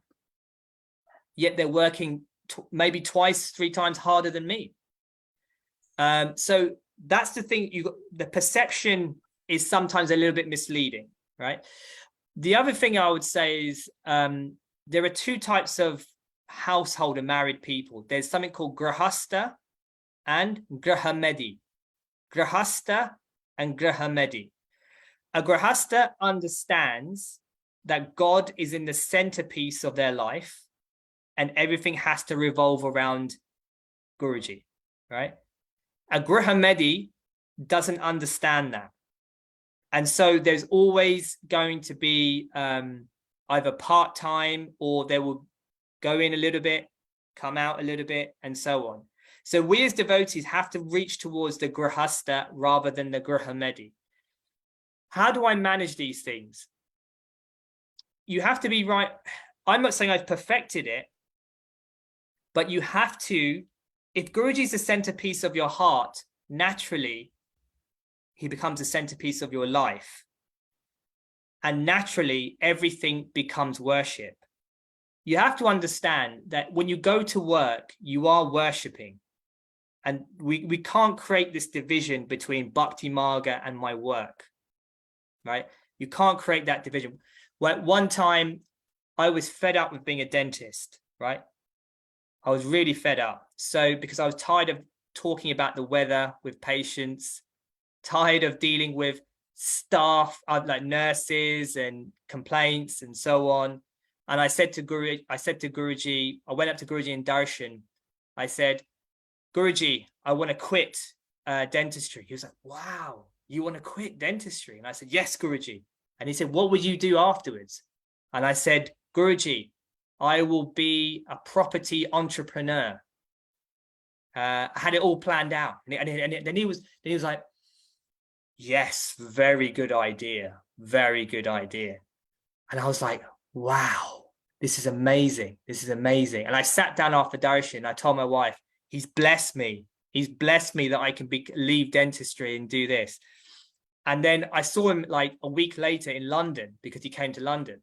And then he called me up and he said to me, and he said, what are you going to do? And I said, I'm going to sell my business. I'm not going to be a dentist. I'm going to be a property entrepreneur. And he was like, very good idea. This is so good. Very good. And then and another time he came up to me again and said, you're going to sell your business? Yes, Guruji. And he's like, very good. And I was like so excited. I thought, I get to break free. I get to do what I want. I don't have to do all this stuff. And, you know, I can be free. That's what I wanted. And then I went for Ramanavami again, like a couple of weeks later. I was starting to make preparations for my new venture in life. And I went there, and then Guruji gave a discourse on Ramanavami, and I was sitting next to him. And he was talking about Rama and his dharma, his sense of duty. And then he turned to me and while giving the discourse and said, nobody likes to go to work on Monday morning. Nobody likes their dharma. Everyone likes to complain about their dharma, like leaning in like this. And then he said, but you have to embrace your dharma and you have to love your dharma. You have to love it. And then immediately he shot all my plans. Like he built me up like this big dream and then destroyed it in that one discourse. And then I made steps to accept my dharma, to see it as a form of serving. Like when you see a patient, you're seeing a devotee, see it as a devotee. When you do that filling in someone's mouth, you imagine it's Guruji in that chair. Guruji sat in my dental chair, I think in 2014, 13. He came to my dental practice and blessed it. And I think this patient sat in Guruji in this chair, like, and Guruji sat here. So this is Guruji. I'm serving Guruji. As I started to do that, a few months later, Guruji just came up to me and he asked me, how is your work? And I said to him, Guruji, I said, Guruji, I'm starting to like it a lot more. And he was so happy, right? Like he was happier than if I said to him, I'd written a commentary on Bhagavatam or something like that. He seemed more happier than doing something like that. He was so happy that I accepted my dharma. And then then I said, but Guruji, there are some patients who are still annoying and difficult. And he said, yes, but you have to love them more, like that. But like that, I've had to learn, you have to learn to bring Guruji into everything. You cannot make this distinction between just, but now I've got my tilak on and now I've wiped it off, you know? Because if we are fighting with life, we are fighting with Guruji, right? We are fighting with Guruji. If we are resentful about our life, we are resenting Guruji. If we play the victim in our life, we can never be a Vaishnava. We can never be a Vaishnava. A Vaishnava is never a victim. A Vaishnava is never a victim. A Vaishnava never says, why me? Why me? Because a Vaishnava is always relying on God, is always relying on Guruji. Life is Guruji. So all aspects of your life are Guruji. And that's what we really have to take on board. So the Grihastha is one who understands this, right? The Grihastha understands this because he's clear with Guruji in his heart. So naturally, everything else becomes a manifestation of that. So this tension is not there. Okay. Thank you so much. It's very inspiring. Yes. So now the big happy part comes. So now we're going to open up for the question and answer section. So like you already say that more than 100 people are here, and I guess many of them are prepared because we don't want to miss this opportunity to clarify many like conceptions or our doubts with you. So I encourage everybody that if you have a question, please send your question in the chat box, so we can either read for Mayuran or Mayuran can read by himself. So we would say that we prefer to put in the chat box instead of speaking, so then it can be more clear. Oh, Jia, does he want to ask directly? that was what I mentioned. But better if you put the question in the chat box, so it's clear for everybody. So we got already our first question. In recent years, Guruji's emphasis of teaching seems to shift to Bhakti scriptures. For example, he has given commentary on Mukundamala Stotra and the Narada Sutra. What other Bhakti scriptures will Guruji give commentary in the future? Who knows? But there is Shandilya Bhakti Sutras, which is another. It's like Narada Bhakti Sutras, but slightly different. There is other saints who have written like big prayers, such as Bilva Mangala, Krishna Karunamrita. What else? There are prayers in the Bhagavatam, like for example, just now, like I did a lecture on Brahma's prayers, but there's other prayers like Prahlad's prayers. He talked about that once. Kunti's prayers, Bhishma Stuti is another prayers of Bhishma. Like that, Gajendra's prayers, very beautiful prayers. Like that, you can find.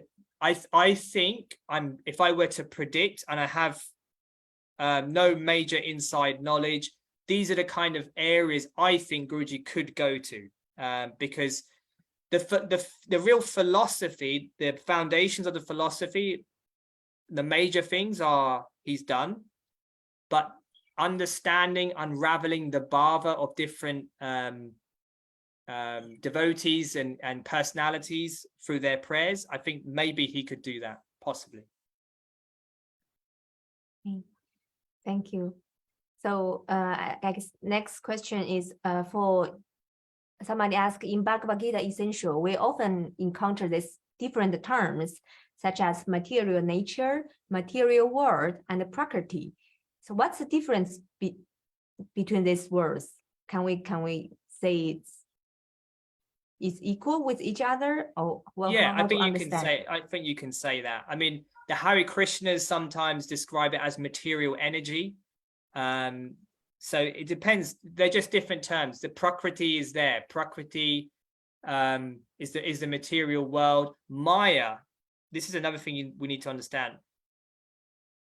If you go out into the world in Hinduism and even spiritual esoteric places, if you use the word Maya, they think it means illusion, right? Direct illusion. That's how it's translated. Like this is literally not real, right? It's an illusion, like the Matrix. It's not real. In Vaishnavism, Maya doesn't mean that, right? Maya means that which takes you away from God, right? That which brings you into delusion.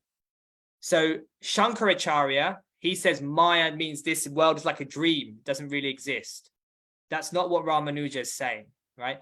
Ramanujacharya is saying that Maya is that which binds you to this world, that your desires, your karma, all these things bind you to the material world. Maya takes you away from your relationship with God, or at least teaches you in ways that you can come back to your relationship with God, right?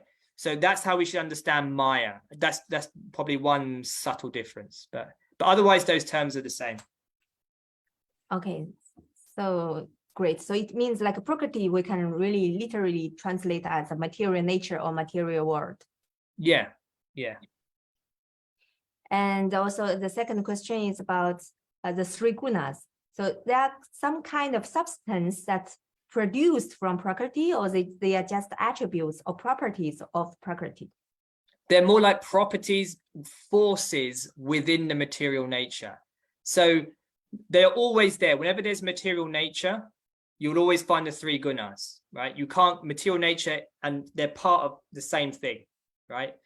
And whenever the gunas are in imbalance, that's when you get activity and experience in the material nature. When the gunas are in perfect balance, there's zero activity. Material nature is just dormant, almost asleep, like that, right? So when Padmanabha Swami, right, my deity, when he's sleeping in Yoga Nidra, creation is, nothing's happening. But then Bhagavatam describes the Raja Guna suddenly becomes out of balance through the will of the Lord. And out of that, the lotus comes, opens up, and Brahma comes. And then the creation starts to happen. So when the guna, but that all comes when the gunas come out of balance. But yes, woven within the material nature. Okay, thank you. And there's another question is, how to balance that material marriage with spiritual marriage? Clear understanding, clarity, clear understanding. One thing I would say to you is that married couples sometimes people don't like to hear this. Do you want I said this in Just Love Festival. Do you want the truth, or do you want something that's a bit soft? Of course, it's truth. We don't want to sugar. You sure? Sugar Are you sure you want the truth? Yes. Right. So you have to understand that your partner is married already. Right? Your partner is married already. Your partner is already married to God. And you are serving your partner to get to God. That has to be the primary thing. You can be attached to your partner. That's okay. I'm not saying that. Right? I'm not saying no attachment. I'm not saying that. You can be attached. You can love your partner. You can have affection for your partner. But above all these things must be the desire to take your partner towards God, towards Guruji. That's grihastha. And you have to understand that your partner, you don't own your partner, right? The wife doesn't own the husband, husband doesn't own the wife. Guruji owns the husband, Guruji owns the wife. If you can have this clarity and understanding, then you can have the freedom to have your relationship how you want, but you know that this is always the top principle that overlooks all the other things going on. If that comes down here, then we are not grihastha, we are grihamedi, right? Because then marriage is for me. My husband is mine, my wife is mine. And then Guruji becomes, at some point, Guruji becomes like a threat to your marriage, or God becomes a threat to your marriage. And then it becomes difficult. There's tension. You know, why are you going there? Why are you doing this? You know, there's a fear, insecurity. Where is my partner going? Why is this happening? All this kind of stuff starts kicking in. But if you're clear, my primary goal is to serve my husband, serve my wife, and take them to the feet of Guruji. If that is the clarity there, then you have a spiritual marriage. Without that clarity, honestly, it becomes difficult. If you want to walk the path spiritually, like seriously, it's going to cause problems. So you mean it doesn't matter how our partners think? If, for example, if they are not open up for Guruji, but for us, we consider they also married with Guruji, and we consider that taking. Yeah, like, I mean, it's obviously what I just said applies for two devotees, but it becomes more challenging when one person is not a devotee. right? But still the same principle can apply from a devotee's perspective. So if, say, there's a wife, a Mataji, and she's married to a non-devotee, a husband's non-devotee, right? You can still have the attitude that my husband belongs to God. You can still have the attitude that I'm going to serve my husband and take him closer to God. Maybe I have to do it in a different way. Maybe I have to go very slow. Maybe I have to try different things or whatever it is. But ultimately speaking, my husband belongs to God. Because ultimately, if you say he belongs to me, like if I say my wife belongs to me, then how I can't go to Vaikuntha holding my wife's hand, right? When the gates of Vaikuntha open, there's only space for one person to walk through, right? I can't go to hold my hand and say, oh, squeeze her in like this, right? It's not going to work. And so if you have this clarity, then it's fine. It's fine. It's great. But without this clarity, difficult. Okay, thank you. So I guess we're gonna invite Jayadasi to speak. So she want to ask the question directly. So maybe we can ask her to unmute herself. Okay. Can you hear me? Yeah. Good morning. Good day. Because I have a question. Actually, goes on recently, like for the spiritual path, like every time we dealing with something, like to improve us, like to purification, right? So for now, I'm trying to hear my intuition, to hear the guidance of Guruji on my heart. But every time I face the choice of going forward, very difficult for me to really be sure. Like somehow I know it's from Guruji, but I don't want, it seems like imaginary, and I'm not sure it's really from Guruji. So I get really frustrated about this. And recently I actually hear the guidance of Guruji, but I didn't make that choice. And so things happened as I predict. So if I go that direction with the guidance of Guruji, the road seems like walking, it's flowing, but I didn't go that way. I went another way. So I feel like really bad, and I feel like I blame myself. I said, why I'm not listening? I feel like I'm being punished of not listening. And so now I feel like if I'm not choose the way of Guruji guidance, I will be punished, or I will be take a longer road to go. So what do you think that the lesson is, and how should I fix this? This is not an easy question. So everybody is struggling with what is Guruji's will, right? We're all struggling with that. Unless you are Uttama Bhakta, perfectly surrendered, to know Guruji's will is always going to be the very challenge of life. So from that perspective, I wouldn't beat yourself up about if you feel like you've made a mistake. It is the very challenge of life.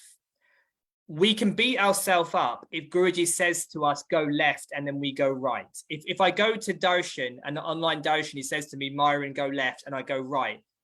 Then maybe we can beat ourselves up a little bit, right? But the actual understanding of where Guruji is guiding us is the challenge of life. First thing is, Guruji talked about this in the satsang, right?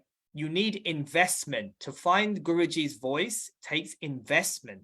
It's not something that I'm now a devotee, Guruji's speaking all the time, right? It doesn't happen like that.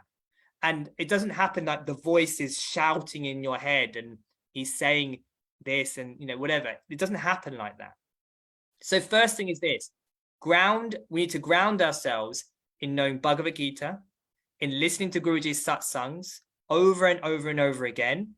And listening also help to the experiences of other people. not all, like, be careful with other people's experiences, because sometimes it's just relevant to them, but there's things to be learned from other people's experiences. Watch Guruji closely, especially if you go for things like a pilgrimage or online darshan or something like that. Watch the physical form of Guruji. What's his opinion on things? What's his attitude on things? What does he get annoyed about? What does he love? You know, you start, the more you can absorb yourself in these things, the more you start to understand that Guruji has a psychology, right? Just on a human level, he has a psychology. And then you can understand that this is my guru. Because otherwise, if we just say, yes, I'm a devotee, and we don't really know who Guruji is, we have to remember Guruji is a living master. He's not in some astral plane, right? I think now he's in Greece right now. He's living on this Bhuloka plane. So while he's here, we need to be like grabbing as much as we can to understand who this personality is, right?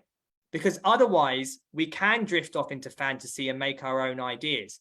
I said to Guruji once, I said, Guruji, the devotees, they're not really digesting everything that's being taught. Like, you give so many satsangs and so on. And then he went, yeah. And I said to him, they keep, without digesting, they're running back to you to see you for darshan, or they're running back to Germany, just keep running back and forth, running back and forth. They keep going to pilgrimages, but they're not really digesting. And then he said to me, he said, they should make the most of it while the mother is giving. Now is the time to take, right?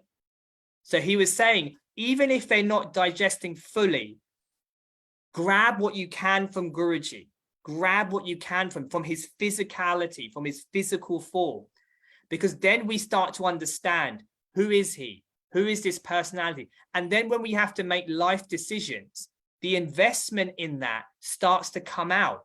We start doing our sadhana, right?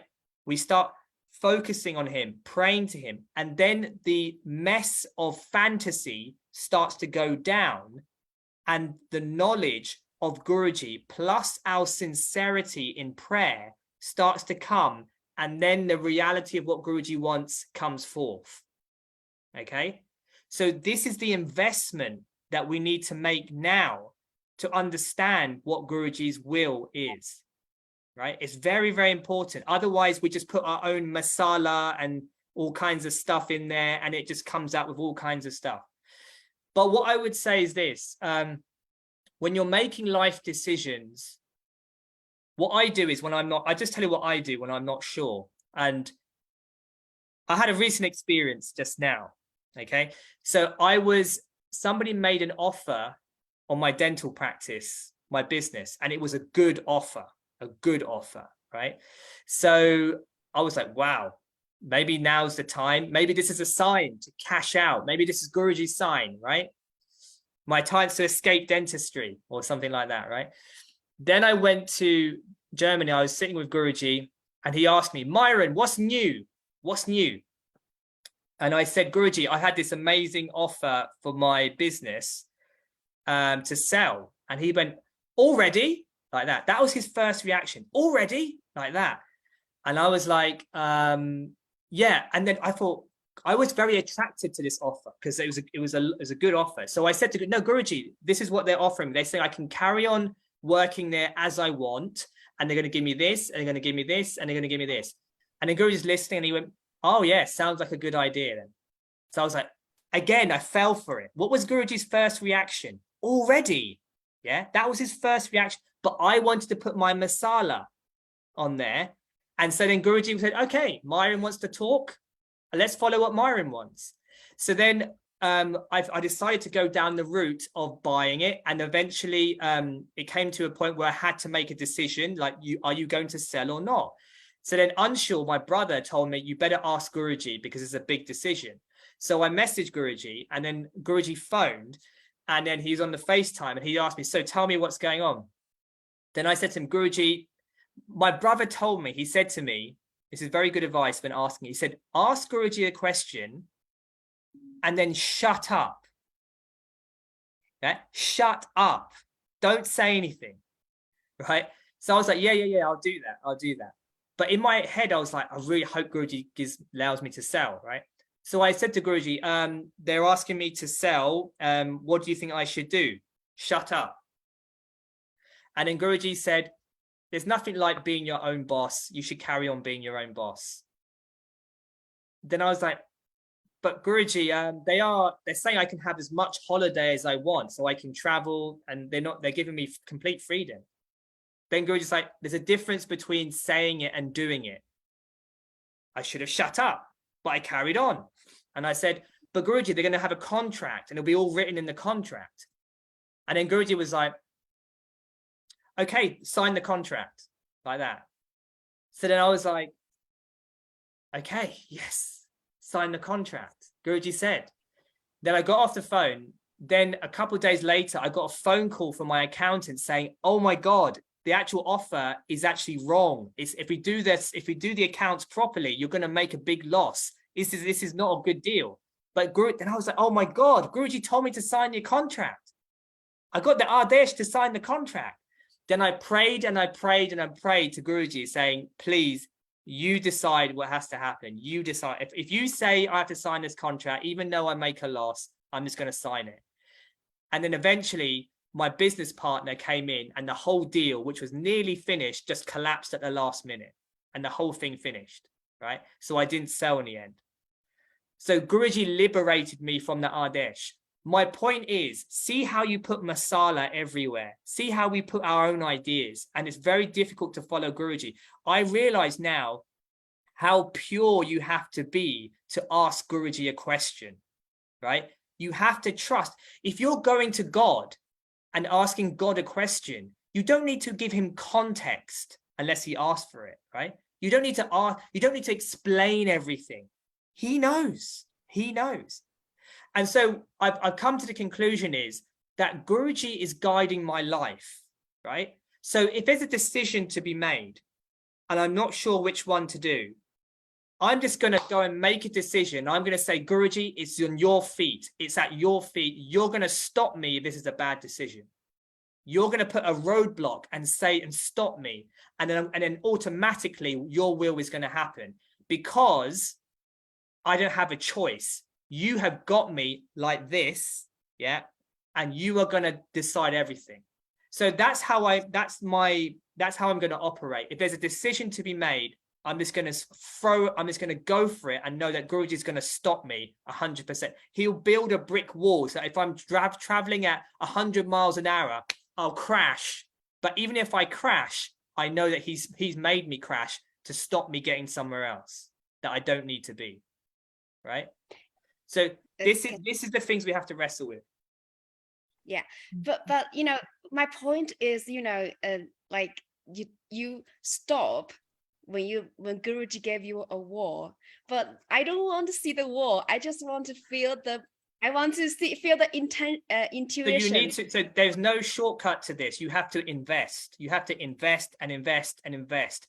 We cannot expect the voice of Guruji to suddenly resound. The Rishi spent, centuries in meditation to get the revelation of the Vedas, right? We can't expect to do a couple of rounds of japa and then suddenly the revelation of Guruji to come like this, right? You have to invest. You have to invest. Listen to his satsangs, understand Bhagavad Gita, watch him closely, pray intensely, become grounded, and gradually speaking, your heart will start to whisper. And also, when you crash into a wall, you start to realize what your heart is saying.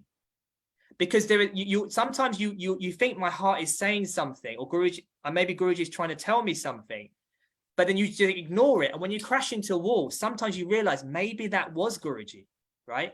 So trial and error, because we are like babies on the spiritual path, right? We're not like great rishis like Vyasa and Vishwamitra and so on, right? So we need to sometimes experiment and see where Guruji's situated and learn, and eventually we grow into this understanding. Thanks. So yeah, because of a time limits, let's moving on to another question. Like Panchagadasi, do you want to unmute yourself?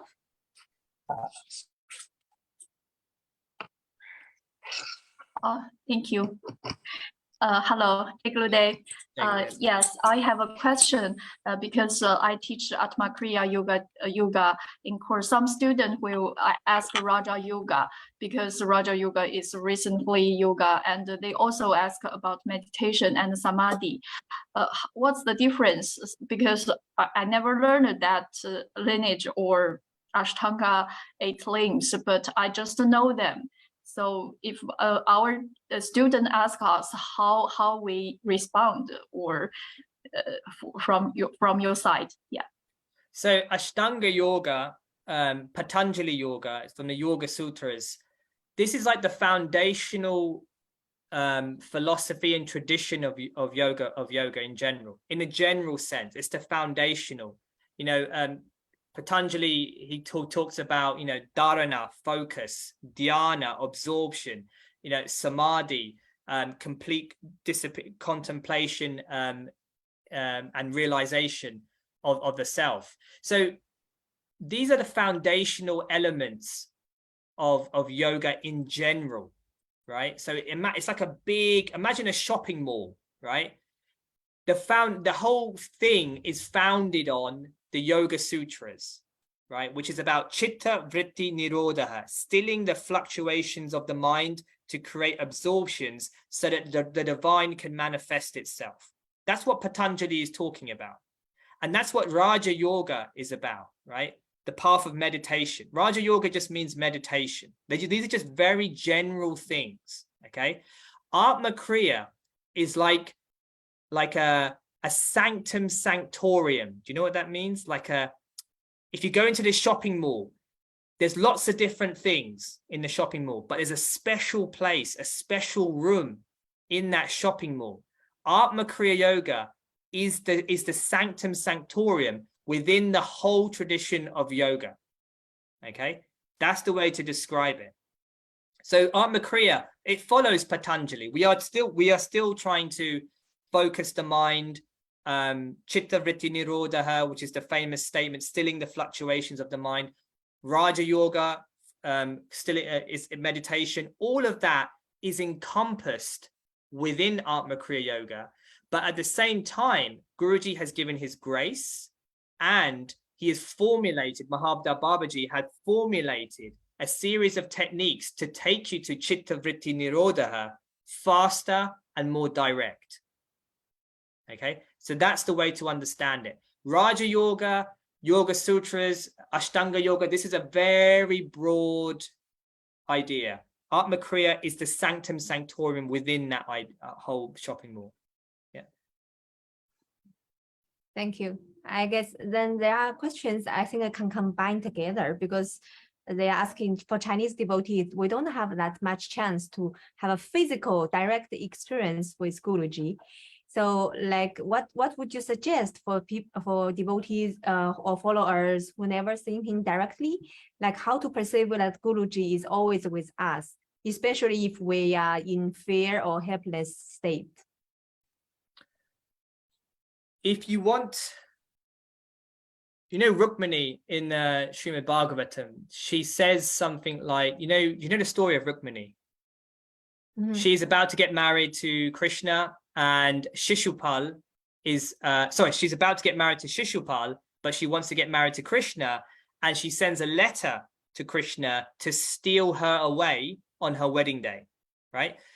And in that letter, if you read it, she says that I will long for you to come and take me at this wedding during this wedding, but if you don't come now, then I'll throw myself into a fire, and next life I'll yearn for you, and next life I'll yearn for you, then next life I'll yearn for you, right? She has this mindset, very strong mindset of one way or another, I'm going to get you, right? One way or another, I'm going to get you.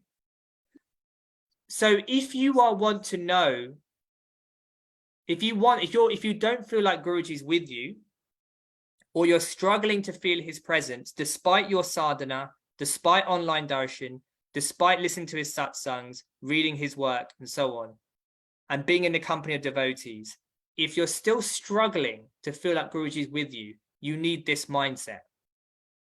You need to adopt a mindset whereby there is nothing else to do apart from long for Guruji. And the pain of separation has to be the fuel and the fire which drives you forward. Okay, this is actually, all devotees should be doing this, not just people in China, right? All devotees should. If you're sitting next to Guruji in the dinner table in Germany, you need to be doing this, right? In fact, you might need to be doing it even more, because if you're next to Guruji and you don't have longing, you easily take him for granted, right? You easily take him for granted. I would say this, like, those who have longing for Guruji are with him. Those who do not have longing for Guruji are further away. I'd even say that, okay? Even if you're next to him. Like, I shared this experience recently on the satsang. I was with Guruji, and there was a devotee in the village who was doing a housewarming ceremony. They just moved in, and Guruji had said he is going to come to their house, right? He's going to come to their house. So then everything was ready. They were ready. There was about 20 people there. Puja stuff was ready, waiting for Guruji. He was supposed to come at like 10 o'clock in the morning. I went to Guruji's place at like 9 o'clock or something like that. And I touched his feet, and Guruji said, "Oh, we're going somewhere today." And I said, "Yeah, we're going to that devotee's house in the village. You said you're going to do the housewarming." And said, "Oh, yes, I remember. Can you still hear me okay? Yeah. Yeah. What's happening? Can you Oh, stop like the screen had changed a bit, but yeah. Could you stop somebody's okay? Yeah, it's fine. No, it's fine. Okay. It's fine. Yes. So he said, "Yes, okay, we'll go there. So I sat down, and then Guruji started answering phone calls from different people across the world. Then one by one, devotees started coming to see him. Some swamis went to see him. So the clock was ticking. They were messaging me saying, "When is Guruji coming? When is Guruji coming?" And I said to them, I don't know. Like that. So I was just sitting there. 1 hour goes by, 2 hours, maybe 3 hours almost go by. Still Guruji's not moving. Then suddenly Guruji looks at his watch and he says, "What's the time?" And I said, "Guruji, this is the time." He said, "Oh my gosh, we should have gone to the devotee's house." And I said, "Yeah." And then he looked at me and said, "What's wrong with you? You're so selfish. You didn't remind me to go there. You didn't remind me." And I was just like, you know everything. Why I can't remind you? And like, it's not my job to push Guruji to go and do things, right? Guruji knows what he has to do. He doesn't, but he was telling me off. So I was like, "Oh God, sorry, Guruji. I don't know. Sorry," like that. Then he was like, and then again, he started speaking to different devotees. He forgot just what he just said. He carried on speaking to different devotees. 1 hour goes by, 2 hours go by. And he doesn't move. He's there the whole time. And they're messaging me going, "When's he coming? When's he coming? When's he coming?" And I'm saying, "I don't know." And then suddenly, after about 5 hours, maybe something like that, Guruji suddenly just turns to me and says, "Now let's go." And then he says, "Let's get ready to go." And we went to the house 5-6 hours late. And then I suddenly realized during that whole time what was happening. Guruji was killing time, right? He was killing time in the sense he was waiting. Look, Guruji does many things at once, so I can't say he was wasting or killing time. I don't know like that. But for me, just from my perspective, I will say he was killing time. He was waiting, and all the while he was waiting, those devotees in that house were longing for him to come to their house. And all the while, he was thinking about them waiting for the right time when their longing had reached a position that he was ready to come to their house. So even though I was next to him, it was so clear to me that his mind, if Guruji has a mind, his mind was on them. He wasn't bothered about me sitting next to him. He wasn't even bothered about the people who were pestering him and coming up to him. He was thinking about those people waiting for him. And those people were thinking about him. So the outside Leela was going on, but the real Leela was he was with them and they were with him. That was the real Leela that was going on. When you have longing, that real Leela manifests. When you don't have longing, then you take Guruji for granted and you're not really engaged with him, right? It's perfectly possible to be around Guruji, to laugh, to joke, to serve him, to pray to him, to be next to him and not be actually engaged with him, right? It's perfectly possible for that to happen. And I think devotee, when someone asks, is Guruji with me? If you long for him, he's with you.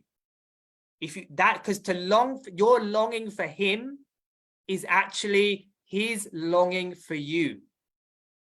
He has donated his longing for you and put it inside of you so that you can long for him back. So blessed are those who are able to long for him because they are truly with him, right? They are truly with him. And that's what Rukmini has. And that's why she can say life after life after life, I can keep longing for you. And one way or another, we'll find each other. But it is in that longing that you have already found him. Wow. Thank you so much. So let's just read the one last question. So may you explain the difference of chitta, buddhi, ego, and manas? Chitta, buddhi. And does chitta contains purusha and prakriti? Is samskara the part of prakriti or chitta? So these are very complicated yogic questions, right? I have to find. Is it on the screen? Yeah, it's in the chat box. Like even Yang asked it. Yeah. Okay. So you want to know the difference between chitta, buddhi. What's the other one? Ego, manas. Ahankara and manas. Right.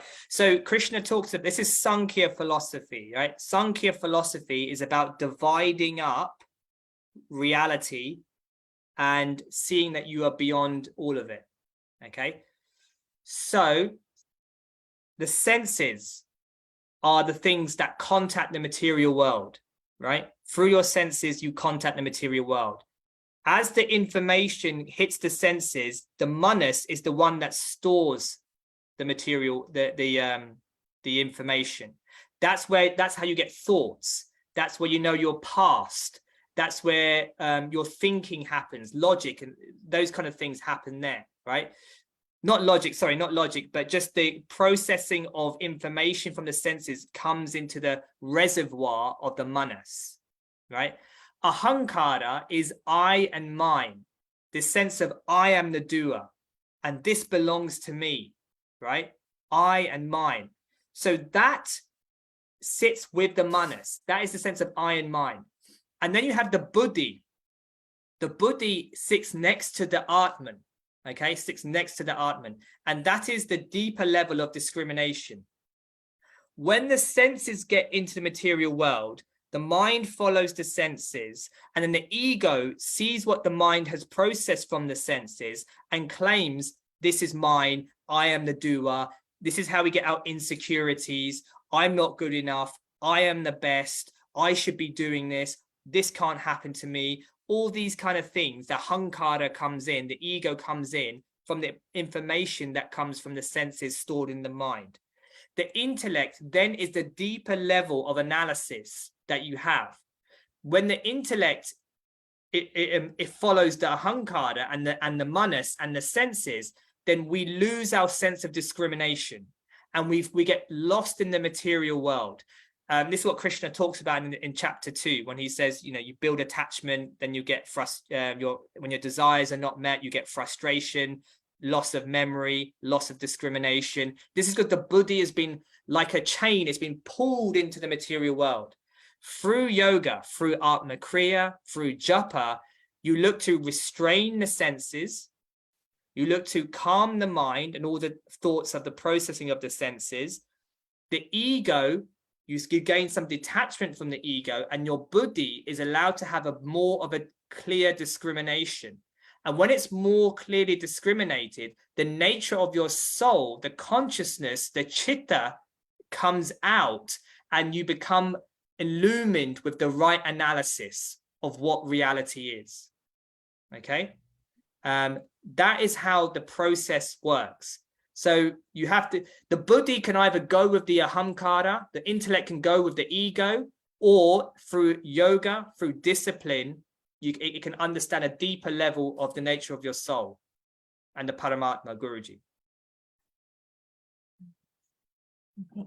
I think, have you seen the second part of the question? Like the chitta contains Purusha and Prakriti.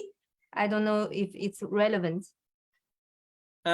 Chitta is a Sanskrit word that can be used in many contexts. It depends on context. So chitta vritti nirodha means the mind. Chitta means mind.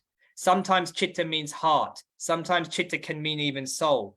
So it depends on which. It's a very general term. You have to look at even in the Bhagavad Gita, it's used in very different ways. Okay, so it could be something like belong to Purusha, but also could be something belong to Prakriti. Yeah, so yeah, it could mean mind, so that it belongs to Prakriti, or sometimes it could mean consciousness, right? Mm-hmm. Okay. So, and her question, the last part is Sanskara, part of the Prakriti or Chitta? It's part of Prakriti, it's material in nature. Samskara is an impression, it's been left in you. When you do something, samskaras are created by you and then they come back to control you, right? That's what it is. So when you are unconscious, you are constantly creating samskaras that are controlling you without even knowing it. But the whole point of spirituality is that you are consciously creating new samskaras that push you further forward. So when you do puja, that's a samskara, right? When you do japa, you keep chanting, then it automatically you start chanting without even realizing it because you're chanting so much, right?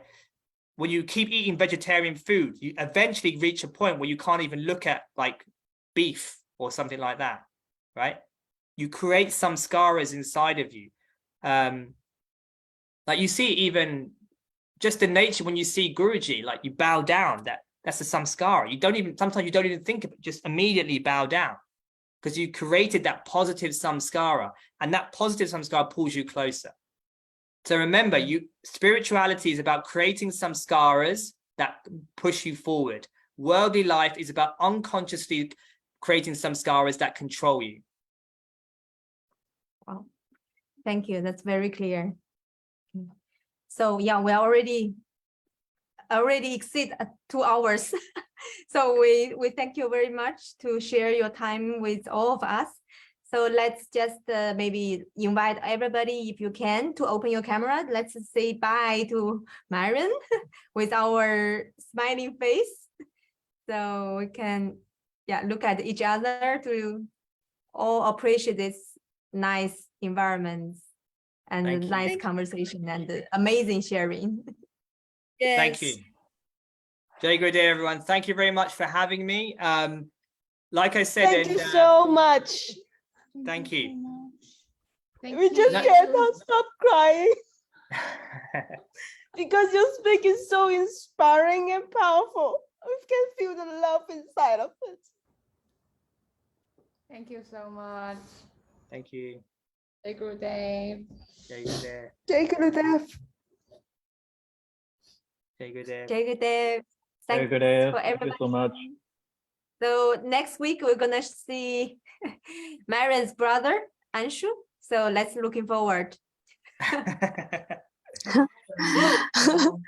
Jai Gurudev. Jai Gurudev, everyone. Thank you very much. Thank you so Sri much. Vishwananda Maharaj ki jai. Jai. Yay. Jai. Yay. Jai. Harsh Matashi.